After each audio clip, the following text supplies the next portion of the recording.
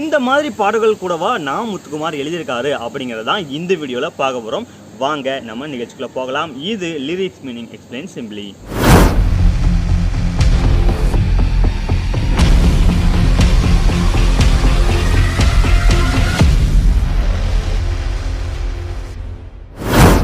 அஃபீஷியலா நான் முத்துக்குமார் எழுதின முதல் பாட்டுக்கு எது தெரியுமா? இந்த பாட்டு.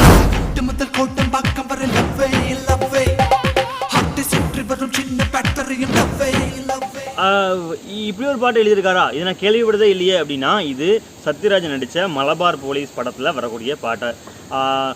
பாலக்காட்டு பொண்ணு பம்பரம் போல கண்ணு அந்த படம் தான். KS ரவிக்குமார் இயக்கத்தில் நம்ம விஜய் நடிச்சிருப்பார் இல்லையா? படம் பேர் இந்த பாட்டை கேட்டு வாங்களேன்.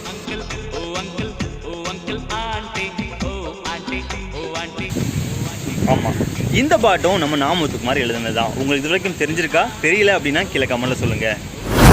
பிரசாந்த் நடிப்பில் வெளியான ஹலோ அப்படிங்கிற படத்தில் சலாம் குலாமோ அப்படிங்கிற பாட்டு இருக்கு இல்லையா? அந்த பாட்டும் நம்ம நான் முத்துக்குமார் எழுதுனது தான். சரி, இந்த பாட்டு கேட்டிருக்கீங்களா?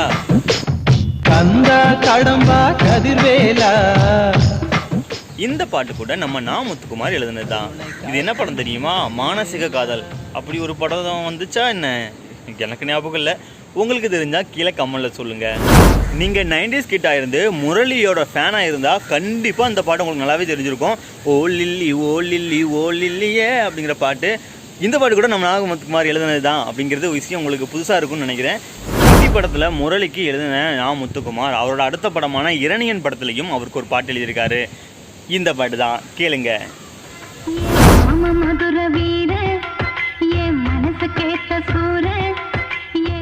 உன்னருகே நான் இருந்தால் அப்படிங்கிற படம் கேள்விப்பட்டிருக்கீங்களா? பார்த்துருப்பீங்க. சார் ரொம்ப சார் அப்படிங்கிற படம். அந்த படத்தில் கூடிய ஒரு பாட்டும் நம்ம ராமமுத்துக்குமார் எழுதினதான். என்ன பாட்டு அப்படிங்கிறத கேளுங்க.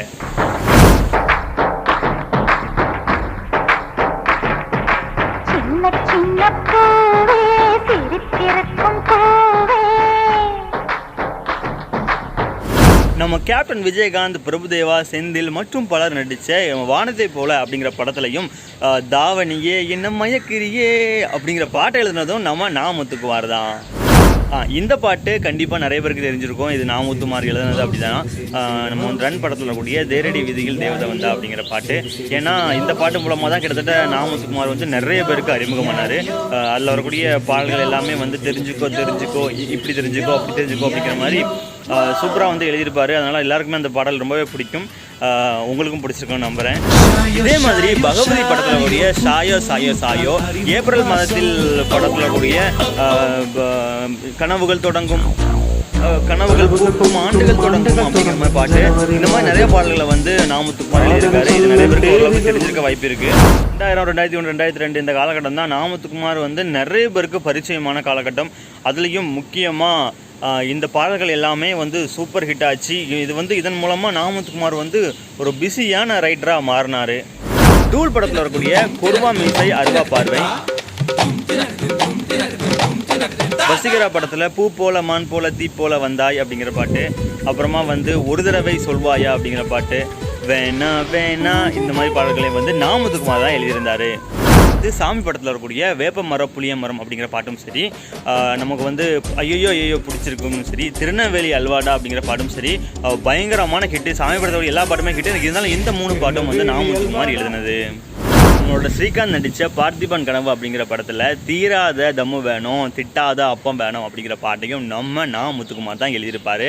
அந்த படத்தில் வரக்கூடிய நல்ல பாடல்கள்லாம் நிறைய இருக்குது. அந்த எல்லா பாடல்களும் நல்ல சூப்பர் ஹிட் தான். ஆனால் நமக்கு நான் முத்துக்குமார் கிடைச்ச பாடல் இதுதான். ஆனால் அதையும் சிறப்பாக எழுதி இளைஞர்களுக்கு பிடிச்ச பாட்டாக அந்த காலகட்டத்தில் இளைஞர்கள் நிறையவே கொண்டாடுற பாட்டாக அந்த பாட்டை அமைச்சார். காதல் கொண்ட நம்ம தனுஷ் படத்தில் கிட்டத்தட்ட எல்லா பாட்டும் அவர் தான் எழுதினார். 4 பாட்டு எழுதியிருக்காரு அப்படின்னு நினைக்கிறேன். அதில் எனக்கு பிடிச்ச பாட்டு அப்படின்னு சொல்லணும்னா நமக்கு வந்து அந்த மலையில இருந்து ஆடுவார் இல்லையா, அந்த பாட்டு தான் எனக்கு ரொம்பவே பிடிக்கும். திருடா திருடி படத்தில் வரக்கூடிய ஆயுர்வேத அழகினி அப்படிங்கிற பாட்டும் சரி, திருமலையில் வரக்கூடிய தாம் தக்க தீம் தக்க தைய தக்க கூத்தே அப்படிங்கிற பாட்டும் சரி, இந்த 2 பாட்டுமே நான் முத்துக்குமார் எழுதினது தான். இந்த விஷயம் உங்களுக்கு தெரியுமா?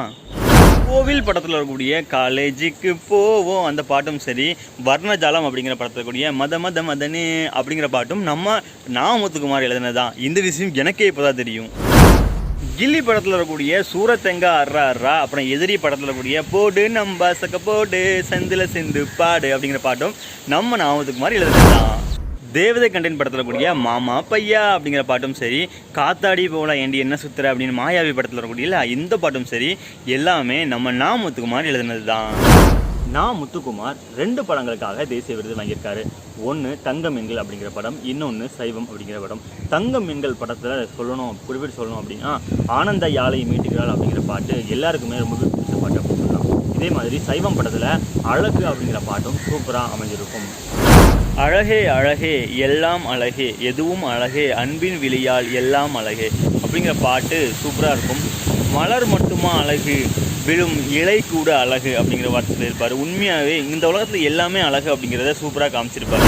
புன்னகை வீசிடும் பார்வைகள் அழகு, வார்த்தைகள் தீர்கையில் மௌனமும் அழகு, பொய் கூட தான் அழகு, நன்மை செய்யக்கூடிய இடத்துல பொய்கள் அழகு, மெய்யிலே உண்மையாகவே மெய் தான் அழகு அப்படிங்கிற மாதிரி அந்த இது சரணம் சூப்பராக அழகாக எழுதியிருப்பார். உண்மையாகவே இந்த பாட்டு ரொம்ப ரொம்ப பிடிச்ச பாட்டு. நம்ம சும்மா இருக்கும்போது நம்ம ரொம்ப சோர்வடைந்தும் போது இந்த பாட்டை கேட்டோம்னா நமக்குள்ளே ஒரு புத்துணர்ச்சி பிறக்கும் அப்படின்னு சொல்லலாம் கண்டிப்பாக. இதே மாதிரி ஆனந்த யாழை மீட்டுகிறாள் பாட்டில் தூரத்து மரங்கள் பாக்குதடி அப்படின்னு ஒரு லைன்ஸ் வரும். உண்மையாகவே எனக்கு ரொம்பவே பிடிச்ச பாட்டு. அந்த லைன்ஸ் கண்டிப்பாக உங்கள் எல்லாருக்குமே உங்களுக்கு பிடிச்சிருக்கும். பாக்குதடி தூக்குதடி அப்படின்னு சொல்லிட்டு ரைமிங்காகவும் எழுதியிருப்பார். கலை நயத்துடன் சூப்பராக எழுதியிருப்பார். ரொம்பவே பிடிச்ச பாட்டு கூட. சரி நண்பர்களே, உங்களுக்கு ஒரு கேள்வி. நான் முத்துக்குமார் டும் டும் டும் அப்படிங்கிற படத்துலையும் ஒரு பாட்டு எழுதியிருக்காரு. அது என்ன பாட்டு அப்படிங்கிறத கண்டுபிடிச்சி கீழே கமெண்டில் சொல்லுங்கள்.